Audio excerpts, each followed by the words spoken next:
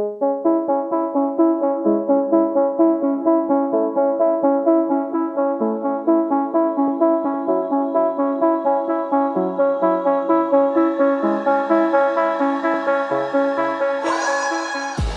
Quentrel. How are you? I'm great. Thanks for coming in today. No problem. I've been dying to talk to you. I remember first seeing you talk about yourself and your background at the Halifax Social Network. Oh, yeah. Yeah, and since then, I'm like, I need to get you, but you've been everywhere. Ottawa, everywhere. So thanks for coming in today. No problem. What are you currently working on? I'm working on a few big projects for this year for Stop the Violence. I have the talk show that I'm about to launch this year, just this spring. Basically, I came up with this idea about two years ago, 2016, to do a youth talk show. A lot of the youth speaking in the schools came back to me saying that they don't feel that their voice is heard and, don't have a platform for that. So basically, I came up with an idea to do this youth talk show called That's What's Up. Oh. And basically, I inquired with the Art Gallery of Nova Scotia, who I partner with on a few things, basically to have it there. You know what I mean? Basically have this talk show where the youth get to talk on their issues that they're facing. So, 1 week we can talk about bullying, have people that have been bullied and the bully as well come on the show and talk about that and what makes you know what I mean. So deep conversations. Yeah. And basically have youth performers and dance, poetry, singing, and then have giveaways and, only do it once a week. Basically that way you have the hype up to the next one. Yeah. And so in coming up with that idea, the kids loved it. And then I asked them, where do you want me to put it at? I could go Bell, Eastlink. And they were like, we don't watch TV, so we're going to do Facebook Live. Whoa. Yeah. That's great. So it's different. Yeah. Do you have a date yet? I don't have the date yet, but I know it's this spring. Okay. I've been working on it for a year and a half now. So over the next 2 months, it's a lot of groundwork that I got to get caught up. So when it happens, I want everything to flow, and everything. But that's a big thing. Big changes coming, and also I'm working on doing a leadership dinner. Okay. So basically, this is gonna be a dinner. I'm trying to host it at the Nova Center. Yeah. Basically for leaders 35 and under. Bringing all of them under one roof, have some speakers and where you can network at the same time. And I want to do it only once a year. Okay. But bring in a motivational speaker to inspire, this younger generation that you are the change today and shaping the future. So basically, that's my next two big things. Wow. Makes sense how busy you are. Yeah. And how do you even fit all that into 24 hours? I keep telling people, it feels like I have like 36 hours in a day.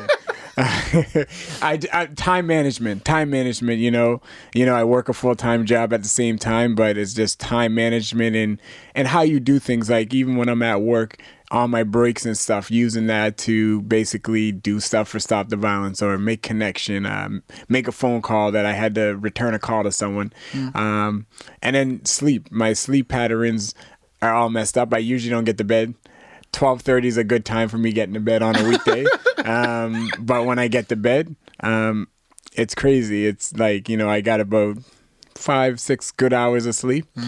And in the morning, I'm not a morning person. Oh, God, tell me about it. Not a morning person. I even switched my hours at work to work 9:30 to 6, so I didn't have to come in for 8:30. Yeah. I beat traffic and everything, and it's still hard. I'm not even lying to anyone, but yeah, that's like my best friend. I just moved in with my best friend like a couple weeks ago, and she was like, it's funny, when you weren't living here, I seen you so much. Now that you're living here, I never see you. And she's like, every time you get home, it's like 11:30, 12, and you're gone straight to bed. Yeah. I don't even hear you come in. And she was just telling everybody that, and we just joked about it. I was like, I told you how busy I was. Usually I just stop here kind of on my way because you're on my path to get home. So I stop here for 5-10 minutes here. But now it's like I'm coming home exhausted and gone to sleep. Like, so it's busy. Okay, so I'm curious here. Actually, first, I'll save that for later. Tell me a bit more about Stop the Violence. So Stop the Violence started basically September of 2012. The idea came in August 2012 when my close cousin and close friend Kaylin Diggs was killed. He's my first cousin. You know, we went through elementary school, junior high school, graduated together. People used to call us the Lewis Fraser boys, me, him, and my other cousin Romaine, because we're all first cousins and our grandfather's Lewis Fraser. And went through Army cadets, and then just, you know, one night downtown, someone decided to basically, you know, sucker punch him, and, you know, which ultimately caused him to fall and be knocked out and hit his head off the curb, which ultimately killed him. And I was with him that night, you know what I mean? For most of the night after I left one of my other best friends, he dropped me back down there, and, you know, it was weird because I never leave anything in the club, and I left my jacket in as we were walking to Pizza Corner, go back, and then that all happened, and I didn't even know. Like, you know, you see the ambulance go by, you see all that stuff, and you get home, and then you get a call from your father, and he's like in a panic asking you, are you okay? I'm like, I'm good. And then he tells me Kaylin's killed, and it's like you're dreaming like a nightmare, and it was just so much emotions, so many emotions. It was tough. Kaylin was a guy that never bothered anyone, great guy, one of the best personalities. So when this happened, it wasn't like, you know, he was out there looking, you know, for fights and stuff, and to go down the way he did and to lose his life, it hurt me in a way that I've never been hurt before. So over the next few weeks after his death, you know, after presiding over his wake, singing at his funeral, there was a lot of thoughts. What can I do to try and change this so other families don't go through the same hurt that I went through? And I came up with the idea to do a Stop the Violence March. And that's all it was supposed to be. It was a Stop the Violence March in September. And I remember it was a rainstorm, and I was so discouraged. I was like, how many people are going to come out? And it was amazing. Hundreds came out in a rain and windstorm. We walked from Sullivan's Pond in Dartmouth to the Halifax Commons. I think the youngest was like 3 years old to age 75. And then you had so many different families that had been affected by violence wearing their own loved ones' rest in peace T-shirts. And it connected them with other families and, you know, telling them how they grieved and what helped them get through this tough time. Because you really never get over losing a loved one that way. Yeah. You know what I mean? You just learn to live life. The pain is still there. You know what I mean? And it'll come up here and there in your lifetime. But after the march, I remember so many people reached out and was like, you can't stop. You brought hope to those families that, you know, have lost loved ones.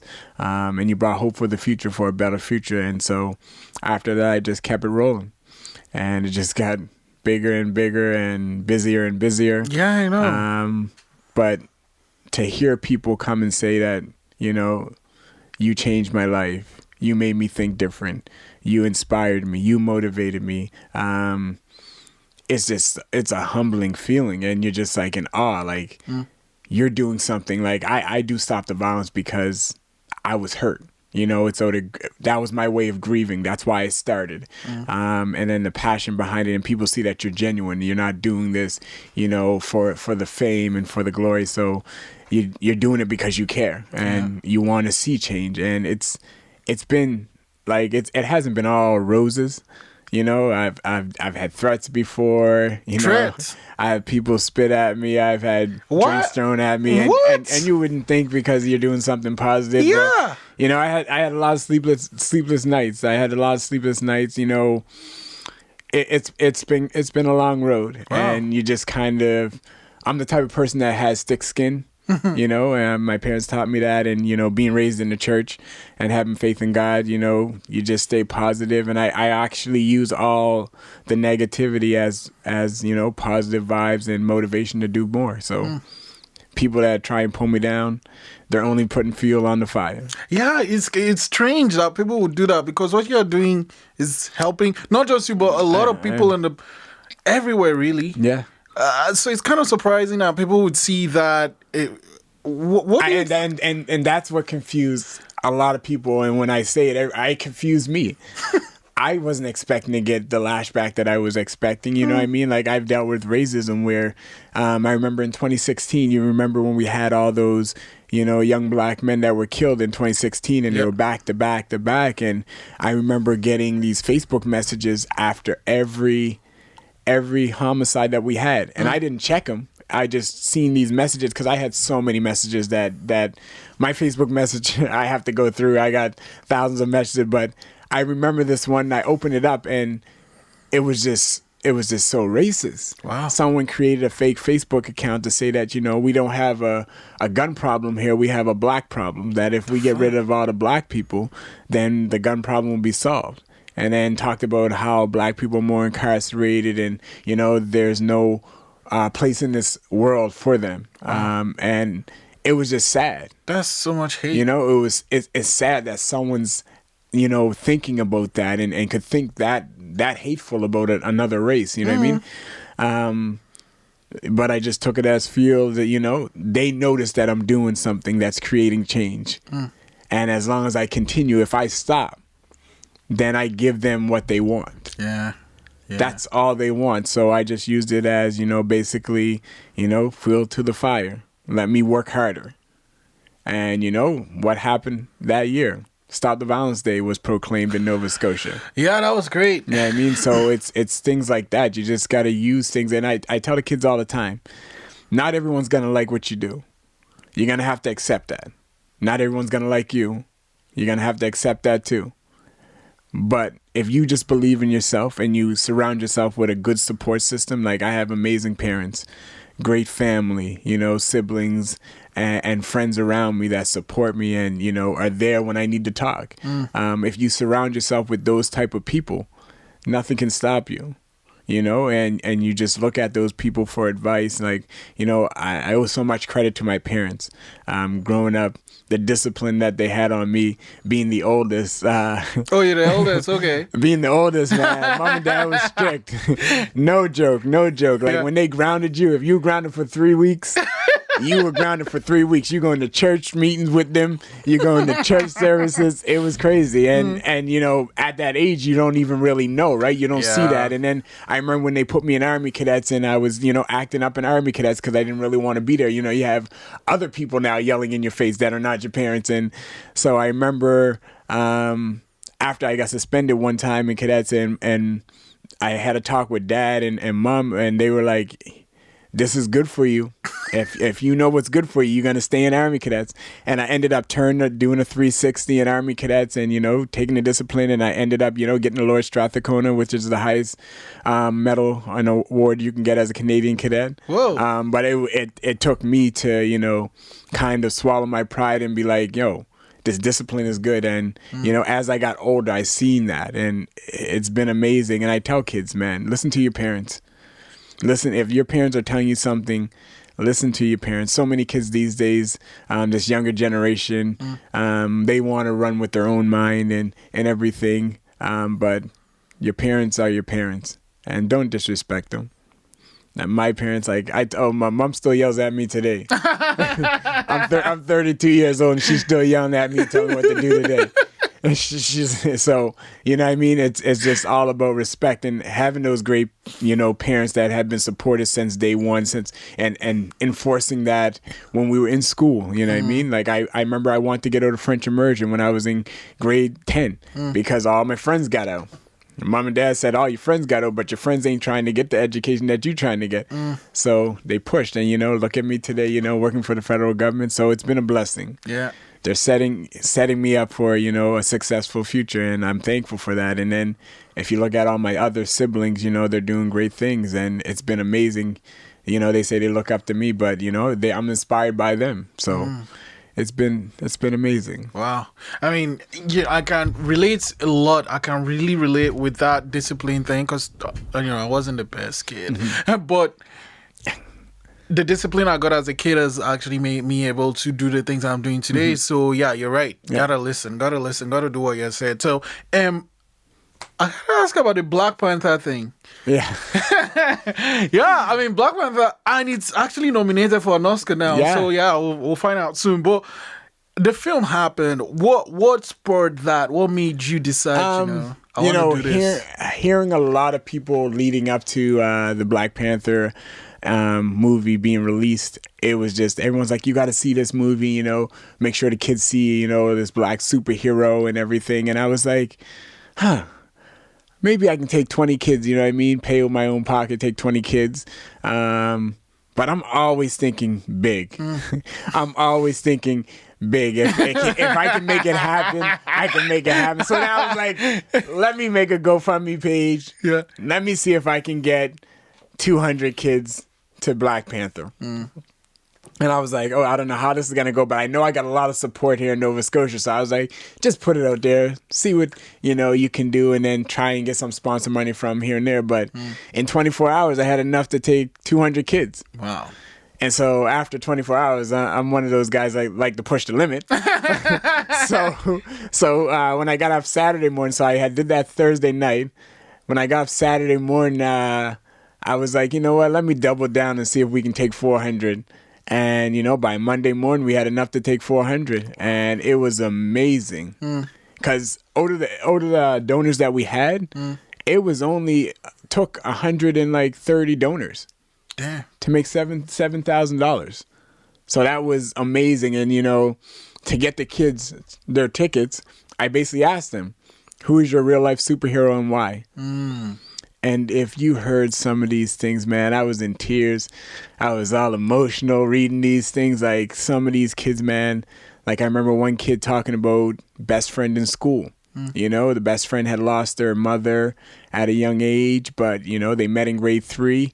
And she inspired him, and she taught him how to draw and everything. And she's like, she's always happy. She always makes me happy when I'm sad and everything. And to hear a story like that, and they're grade 6 now, and for a kid to go through losing their mother and then to inspire another kid, touch. And then we had another young lady talk about losing her father to cancer, but he taught her the value of her worth and how to be a woman and, the finer things in life and don't take things for granted.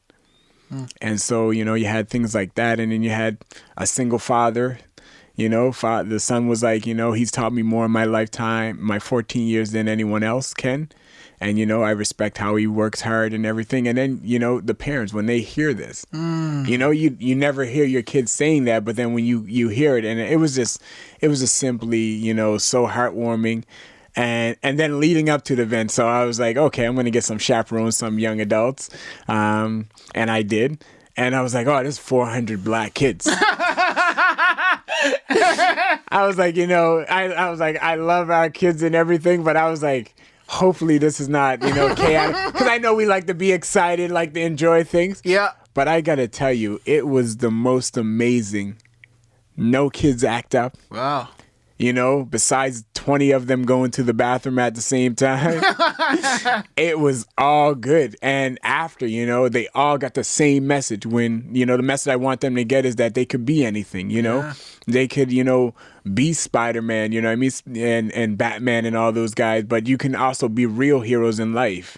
And they all got that message. And, when the media was like asking me, to talk, I was like, talk to these kids. Get these kids on here. Ask them how they felt about the movie. And then when they talked, everyone was saying the same thing. And it was amazing. The moment was amazing. I'll never forget that for my lifetime. And then I remember last fall, I got an email from the Nova Scotia Museum of Natural History. And I was like, what did they email me? So apparently last summer they did over the 5 museums across the province. They were taking suggestions of things that represent Nova Scotia for the 150th birthday to be ascensioned in the museum forever. And out of the 5,000, they chose one of 18. Wow. And the Black Panther initiative was one of 18 to be ascensioned in the museum. So last fall, it was on display at the museum. The picture, the tickets, Stop the Violence T-shirt. And then it's going in the archives. It's online. And then in 2068, they're going to bring it back out and put it back on display. I'll probably be like 90. But it is what it is. But it just shows, it touched so many Nova Scotians. Yeah. That one initiative, you know what I mean? It was 400 black kids, but it was powered by the other races here, that want to see us succeed and everything. So it was a beautiful moment. Yeah, it was. I remember reading that and thinking Black Panther was a great film, but I remember seeing that, and there's a picture they took of you and this kid. Yeah.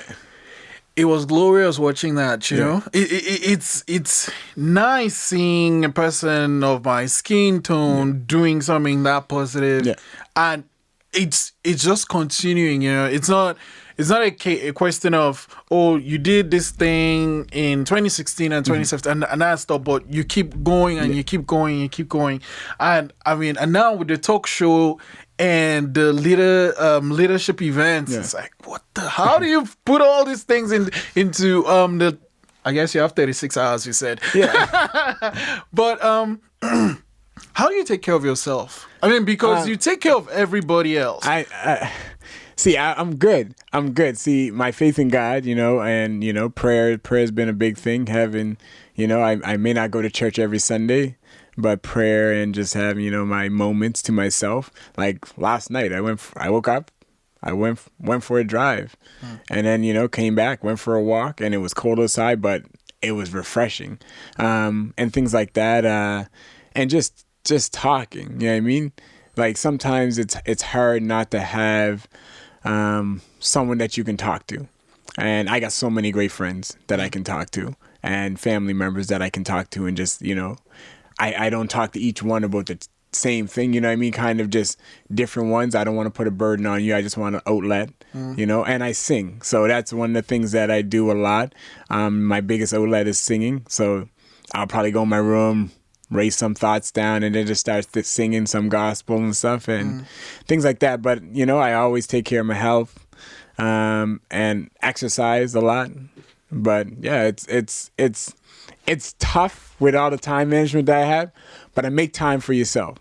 It's key. If I want to keep going to be able to help others, because I remember last year I got pneumonia for the first time in the fall, and I was I remember I saw that message. I was like, I got to shut down everybody. I can't talk. I think it took a few weeks off. Yeah, it took at least like a month, and I had to cancel events and everything, and it was crazy. So many people sent care packages. Oh my God, like I had so many cans of soup and everything. Like after I got well, I just donated all to Feed Nova Scotia. You know what I mean? So I was like, people just, the support is there, but sometimes your body's gonna tell you, and I'm always on the go. So people were like, yeah, your body's told you. I was like, when I got pneumonia, I didn't even know what pneumonia was. I was like, I thought only old people could get it. I was like, oh, this is bad. I couldn't even move. I'm the type of person, if I get the flu or a cold, I'm going to the gym to kind of run it out. Yeah. I couldn't do that. Yeah. I couldn't do that with the pneumonia. I couldn't move. It was like a truck hit you. I just wanted to sleep, and it just felt like every bone was cracking. I was like, man. Oh, yeah, it was bad. Yeah, because I remember that time where I was running something by you, and I'm like, let's meet. And then not so long after, I started a message, I was worried, and it was like, okay. And it was a really long post, but it was actually kind of refreshing that you realized, okay, you know what? I need to take this time for me. And that's something that some people really don't do. Yeah. So, yeah, it's great you took that time. And you came back refreshed. I felt, oh, my God. That time, like, especially, I put it on social media just because, and there's so many people that message me, like, on top of doing Stop the Violence and, do my job and doing all the initiatives that I do, I also get so many people telling me their story, victims of violence, and, how can I help in these situations? So that's on top of doing everything. Yeah. So it makes, I had to put it on social media that way, people know I'm taking a moment for myself. You know what I mean? I can't help you in this moment because I have to help myself. Yeah. And so I realized that, you know what I mean? I'm going to take a time I haven't been on vacation. Like everyone's like, I was like, I haven't taken vacation. Like I use my vacation time at work to go speak at schools or go to Stop the Violence here or there events. That's what my vacation time is. And I haven't, been down south or nothing, but I'm going to take a vacation this year. Okay. I'm going to take a vacation finally because I need to, experience life at the same time of doing everything. So yeah. But yeah, I had to take a moment because my body told me to. Yeah, no, I was worried, but you came back and then you started doing amazing things. And I remember one of the things you did, even before or after that post, was the initiative for the kids to get books to school with the dancing, the Halifax Dance Cup. Yeah, I did. How did that happen? Come about?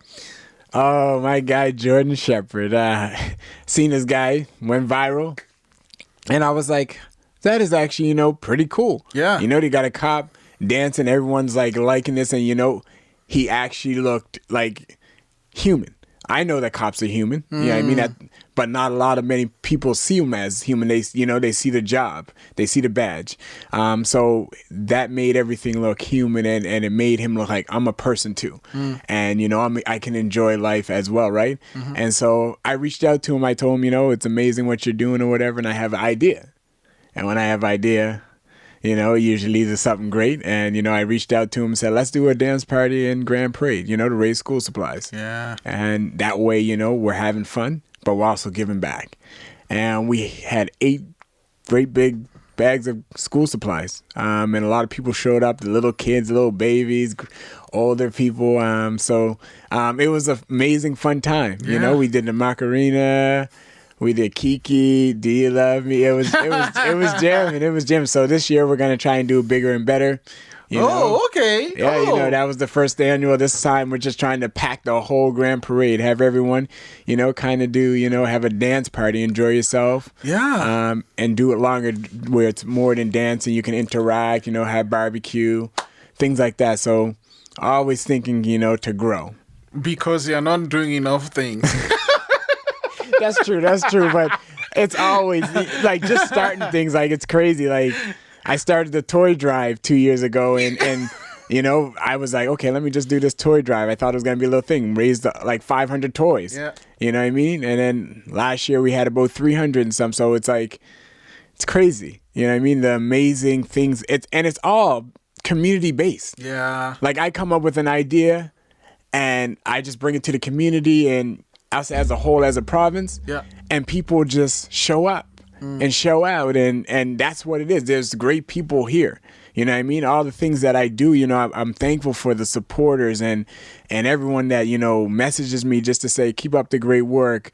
Everyone that, just calls just to check up on how you're doing, or, you know what I mean? I'm probably one of the most easygoing people. So if you see me, like I was just in Tim's, and the woman at the counter that was ordering after a meal, she was like, "You're the Stop the Violence guy." I was like, yeah, that's me. And I always, like, some places I try and go and stay low key. I'll put my hat on and just, it doesn't happen, but it's great.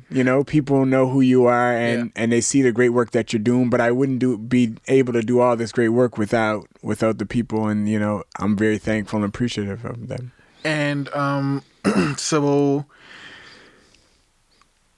actually, what's the one that happens at the Commons? That's Stop the Violence Day. So that one, what day is it again? So June 10th.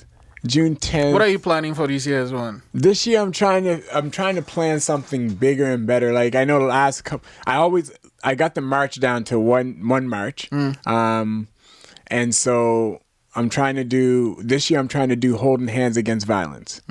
So I want to create the largest line of holding hands against violence. Oh wow! I had a plan to do it a couple years ago and didn't end up doing it, but I want to where we stretch.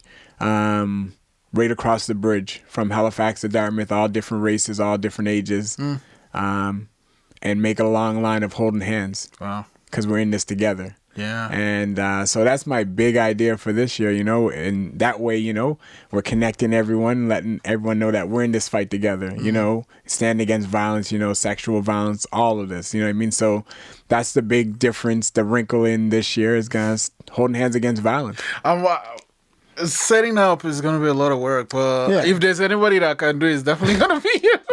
Yeah, it's just getting a route down, and letting the traffic control know in advance, and police have been amazing in setting things up, letting the bridge know. Because I couldn't do it the last couple of years because we were doing the bridge over. So now, we can do it and, have the largest line of holding hands. And what better place to do it than here in Nova Scotia? I agree. I've lived here 4 years now. The love that pours, and when I set out to do something, there's almost always someone willing to help. What can I do? What can I pitch? It's just an Atlanta Canada thing, wouldn't you say? Oh, stop the violence? No, like people wanting to help. Oh, no. People reach from all over Canada. It's been amazing. I've got to travel a lot. Like last year, I think I was in Ottawa like 4 or 5 times. Yeah. Oh, are you going to be the Prime Minister someday? Something? Everyone's been asking me. I was like, that's one of my end goals. I want to become the first Black Prime Minister. That's one of my end goals. I've never been a politician, and I follow politics a lot, and I know a lot about politics, but I've never been the politician type. I like to do my work, the way I do it. So I remember last year when I announced that I was going into politics last March when I was in the legislature library at the province house after they were, honoring me for the Black Panther initiative. Basically not seeing myself represented. You know what I mean? We have Tony Ince, the only, Black African Nova Scotian MLA in the province house, and it's not a lot. But I'm not doing it just because of our Black. You know what I mean? I'm doing this for anyone, that are multicultural, that are young, and trying to bring something new and be that new voice. So I announced that I'm going to go into politics going forward, which should be interesting. I've been learning a lot over the last year. I've been learning a lot, and it's interesting. I've been talking to a lot of different parties, and a lot of them have interesting views. Okay. So are you going to, you have to join the party, right? I know. So have you decided what you're going to... I haven't. Haven't decided. Isn't elections next... It's next year, right? Yeah. I think, yeah. I'll have a decision. I'll have a decision soon. But yeah, it depends, because I have to have someone that aligns with my views. I know not every party's going to align with all my views, but at least the core views that I value as a person. So that's where I'm at right now. And I've been talking to family, friends, doing my research. I don't want to just make this on impulse or go with the in thing. Yeah. So, wow. So I'm guessing if the election is next year, when are you going to say I'm a member of one party? You have to do it some point this year, definitely. Yeah. It'll be this year. Are you going to make it a thing? Huh? You're going to be like, oh yeah, I'm having a press conference. Everyone comes to the Nova Center or something. No, I'll probably just put a little tweet up. I'll probably be a little simple. A little quick tweet. Oh, yeah. So you have a ton of followers. How do you manage that? I'm not a big social media guy. Yeah, it's funny you would say that. It's the crazy thing. Like, if I wasn't doing Stop the Violence and so many people were following me, and everything, because I remember when I took that break, a lot of people were like, I didn't see any positive posts lately or whatever, right? And I'm always posting something positive. So a lot of people follow me because of that. And like, if I wasn't doing all this, I probably wouldn't have Facebook. My Instagram would probably be private.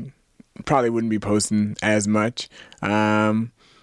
And I tweet here and there. I've actually been slacking on Twitter. But that's where everyone's at. That's a platform that, you got to use to, kind of inspire others. And so I use it. And, I try to inspire others. And apparently it inspires so many. You know what I mean? Like, I'll put up a positive quote and someone says, I needed that today. And just to hear someone say that, I needed to hear that today. It's amazing. Someone told me the other day, you saved my life. Wow. And I was like, you know what I mean? Like, no, you saved my life. One thing I look forward to every day is, as a person, I try to, help someone else or, do at least 3 acts of kindness a day, where it's a habit. It's not, you're forcing yourself to do it. And so doing these positive quotes, you know what I mean? And hearing people like when they said, you saved my life, I'm like, what did I do? You know what I mean? But little things like that, like you could put up a positive quote and someone that might be at the end of their road right now, see that post. And that could just switch their mind to be like, oh, I can make it. I can get back up. You know what I mean? And that's all it takes. And that's the way I think. I think about the little things that make a big impact. We try and do big things when big things are just a bunch of little things. Oh, yeah, that's true. It's so simple. We make things so, complicated, but it's a simple thing that, could impact someone in a big way. And that's what I try and do. Just keep things simple. Don't make it complicated, and just be straight to the point where people understand, like, this is the message. And when that person said that they saved a life, they're not the first. It's just a humbling feeling. Like, you get so humbled and you're just like, wow, I started this because I was trying to save myself, from grieving and all the hurt and the pain. And now, I'm looked at as a local hero, and people think I'm saving, you know what I mean? But I'm just doing my part. And that's the way I look at it. I'm just doing my part. And people are like, I don't know why you so humble and everything. I was like, man, my parents taught me, you know what I mean? The moment you stop being humble, that moment your change is not authentic. Your change is about you. It's not about the people. Like, style of violence is bigger than me. Everyone's like, I might be the face. It's bigger than me. It's about those families that have lost loved ones, those victims that continue to suffer. You know what I mean? Those kids that are growing up in this violent society. That's what I think of. That's why it's bigger than me. It's not about me. It's about them. You know what I mean? That's what I'm trying to help. I'm trying to where you don't have to worry if your son goes downtown that he might, get into an altercation. I'm trying to take those things and, trying to change that perception that we have of, the downtown core, when kids are drinking, so parents don't have to worry. It's not about me. I'm just a messenger. That's what I tell people. I'm just a messenger. Yeah, you have an amazing message, and I hope you keep sending out this message over and over again. And I don't know when I'll get you back, but I hope it would be great if you actually announce what party you'll be running on my podcast. So when you're sure of the party, just let me know. Guess what? It's gonna be the simplest tweet. Oh, all God. I'm gonna tweet is the colors. That's all. Okay. I'm just gonna tweet the colors. Oh God. I'll probably have a little quote up there with the colors. Okay. So I'll the symbol, or just the picture. That's all. I'll be sure to watch out for that. Thanks so much for coming in today. No problem. No, I know you actually ran away from a meeting, so I appreciate that. It's all good, because see what I do, I also meet with some victims of violence. You know what I mean? And kind of just talk to them and see where their head's at and where they want to go. I see so many different things, and a lot of people don't have faith in our justice system. Oh, yeah. I just posted a post today about a case in Calgary where the doctor who was a father raped his daughter over 100 times. Raped his daughter over 100 times from the age 6 to 18. And admitted to it once he got arrested and charged, because she told one of her friends when she was 19, and got arrested and charged, and he admitted to it. And they gave him 8 years in jail. Exactly what I said. 8 years. He'll probably do half. And on top of that, the girl's mother and brothers apparently knew about it as well going on. And I'm like, you condone this, and now she's being shunned by the family for speaking up. Wow. Even after this man is convicted, she's being shunned by her family for speaking up, for being sexually abused. She says she feels numb 90% of the time. I mean, obviously. I don't think you ever recover from... And that's why I said, so why isn't justice being served? Man admitted that he did it. We're going to give him 8 years. They were asking for 12. I was like, that's a life sentence that this girl has to deal with the rest of her life. Yeah. Emotionally, sexually, physically, mentally, everything. She has to deal. She feels 90% of her body is numb, mind included. And we're giving, and that's why a lot of people, it's so hard for people to speak up. It's so hard for people to go to court cases and things, and then you see people, you see people getting 4 years out in 10 months for good behavior. So why send them? Yeah. You know what I mean? Why do we send people? You know, people go for, you know, they murder someone, you know, they might get 10 years. We're in 5. But yet that family's left hurting. You know what I mean? It's crazy. The states have a different type of, you know, you take a life, they giving you life. And it's tough. Like, yeah, people change, but you still have to serve justice. You know what I mean? And it's hard for victims. Like, I've had so many victims that, you know, have talked and said, you know, they won't speak up. And I just do what I can to help them get help, the help that they need. If they don't, because they don't believe in the system. They don't believe in the system. And that's crazy, because now we're still leaving these guys that are, you know, raping girls on the streets. These, you know, people that are doing so many different things to so many people in so many different ways. Like, you're hurting, you're shooting, you're killing. And it's crazy, because these people are allowed to do it because we won't speak up. And when we won't speak up, no justice is served, and it's just a cycle that keeps going. A very ugly cycle. A very, very ugly cycle. And, you know, even now, like, even with the whole Me Too movement, me and my couple of boys were talking about it the other day, and, like, so many people are just scared. Like, guys are just scared, and, you know, just to even talk to a girl now, you know what I mean? Like, and like, they're asking the question, are you drunk? Or whatever. And they just kind of just stay away, like, because one of my boys was like, oh, I see you downtown all the time, but you never drunk or anything. I'm like, I'm always in my right mind, guy. Always in my right mind. Because I know, you know, people are watching and people are waiting for me to slip. I mean, with such a huge platform, any tiny thing can even be turned into something else. I'm telling you, allegations, they try and take the littlest thing and take it. It doesn't have to be true. It just has to be an allegation. And, you know, one of the only things you have is your reputation and your character. And you got to protect that with your life.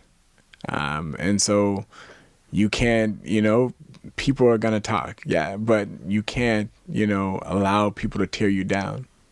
That's how it is. But they're waiting for one thing. As soon as I make a, you know, one stumble, they're going to tear everything down. Well, that stumble is not going to happen for sure. God's got me. That's what I tell people. Yeah. Thank you so much, Quentrel, for coming to my podcast. That was great. Great conversation. Sweet.